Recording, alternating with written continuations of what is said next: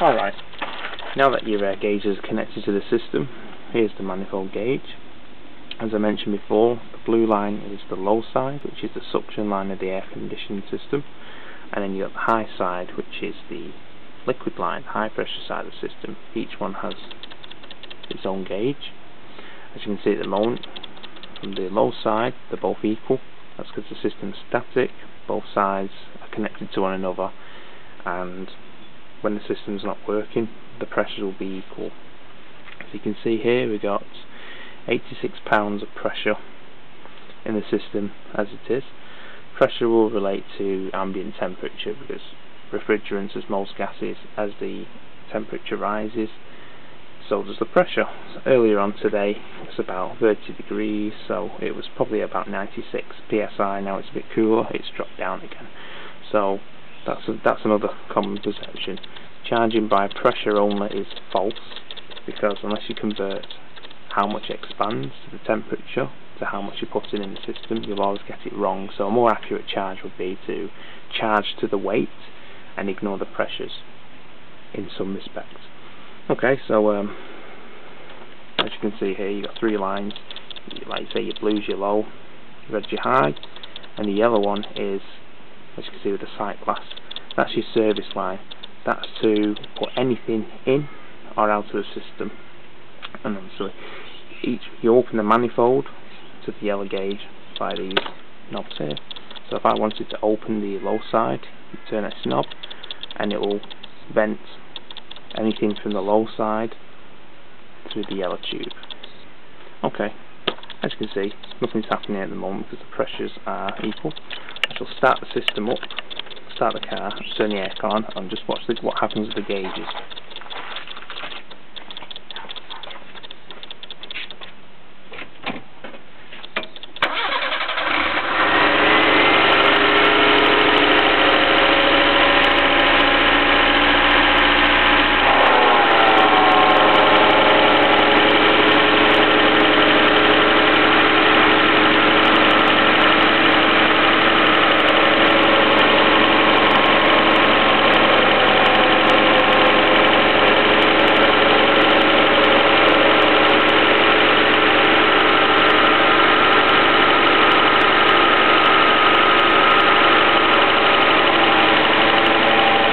Okay, straight away you can see the system has dropped to £22 on the low side, which is the suction, and on the high side it's gone up to about £150, as you can see. What's happening is that the pressure's drawing the refrigerant on the low side, compressing it into hot gas, and sends it out into the condenser, liquid line, condensed back into the liquid at £150. Now, the reason why it's always better to have one of these systems rather than a single gauge is because when static, you saw, the pressure's the same. But as soon as you switch the system on, you can almost imagine the high side is completely different to the low side. You know, it's connected, it behaves like a different system. Now, at the moment, we've got the AC on low, which means the fan speed is low. The AC is on, so we've only got a very small amount of warm air flowing through the evaporator, which means it's not going to be a very fast boil off or vaporization of the liquid freon that's been sprayed in there by the system. Now I'll turn the fan up and see if there's any pressure difference.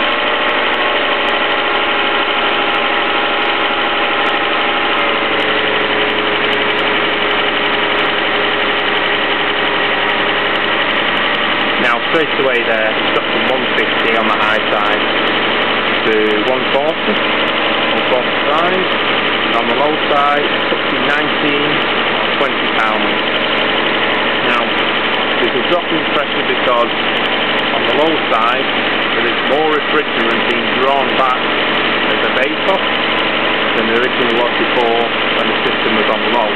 There's more of the demand, so more liquid refrigerant will be evaporated and returned to the low side pressure side of the compressor. Keep watching it there. Now it's dropped back up to, come back up to £150 there. So But you can see there how the system works. What I'll do is I'll turn the AC off and the engine off again.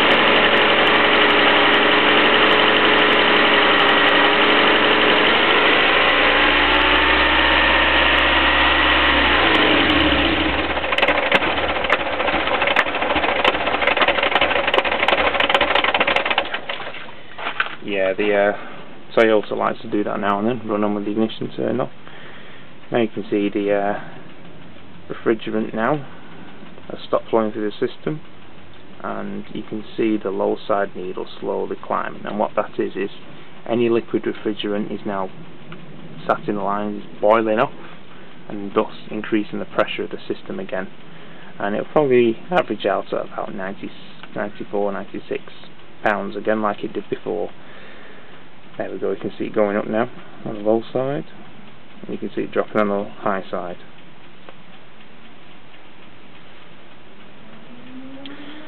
So, good thing about buying a manifold gauge set is, if you're going to attempt to charge a system or read the pressures, don't buy a single-sided one, which only shows you the low side. The simple reason is, a lot of people will buy one of these to top up the refrigerant if it's low. Sometimes they'll purchase it, connect it to the system and think, oh, I've got about between 30 and 50 pounds of pressure on the lower side. When the system's running, I've got refrigerant, so why is it blowing warm?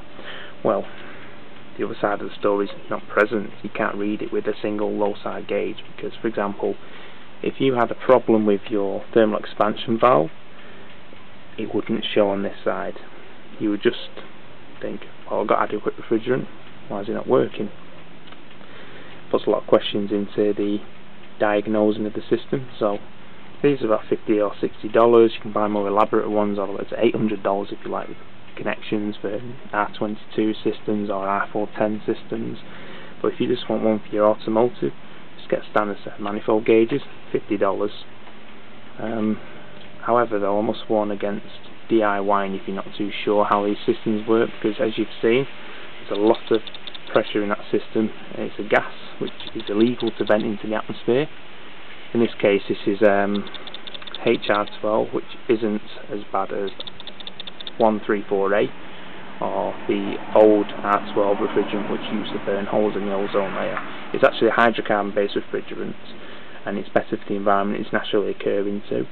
The pressures are almost identical to 134A, and it performs just as good, if not better. Anyway, I won't get into that, but what I'm saying is, there's a lot of pressure inside there. If you don't know what you're doing, you will cause yourself an accident. I'll always recommend eye protection, because if one of those valves blows off the pipe, you'll get a spray of liquid refrigerant either into your eyes or into your skin, and you will get frostbite. That has been heard of. And frostbite to your eye, you will lose your sight. It's not something good. And some states, like Australia for example, it's actually illegal to work on your own AC system without being licensed. So do it at your own risk. Like I say, if you read up about it and you've got the confidence or you've done it before, then why not? But if you've not done it before, please exercise extreme caution and probably leave it to the professionals. But if you want to do it, that's your own risk you want to take. So yeah, that's how to properly use a manifold set. Please stay away from the cheap single gauge ones. They're not worth it. If you want to do it properly, this is how you do it. The pressures on an AC system are everything. If you've only got half the story, you've only got the low side, then you can't really diagnose or fix or charge an AC system up. So yeah, I hope this is some help to you. Thank you for watching.